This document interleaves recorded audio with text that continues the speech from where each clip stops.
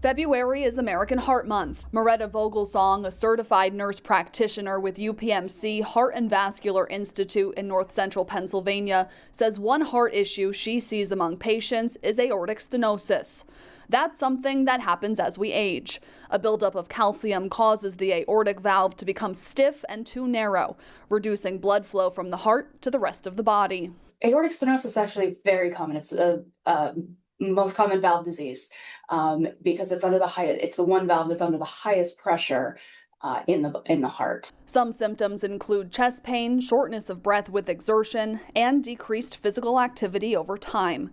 One way to treat aortic stenosis is through a procedure called transaortic valve replacement, or TAVR, a minimally invasive procedure using a blood vessel in the groin to access the aortic valve. We're able to have a valve on a wire, essentially, and that valve gets placed right where your current valve is, and we open up the new valve and push back the old valve.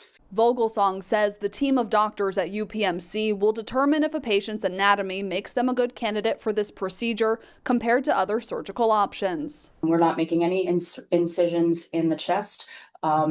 Whereas both of the other procedures, there are some incisions, whether they be, right down the center of your chest or smaller incisions in the chest wall. She explains there are different stages of aortic stenosis. However, early detection is key to deciding next steps. When we see somebody with moderate aortic stenosis, that's key. We want to follow them very closely so that their valve doesn't decompensate or their heart doesn't decompensate prior to us being able to intervene or offer intervention if appropriate. Recovery time is one of the largest benefits. After a patient has the TAVR, they can return home in 24 to 48 hours with minimal restrictions.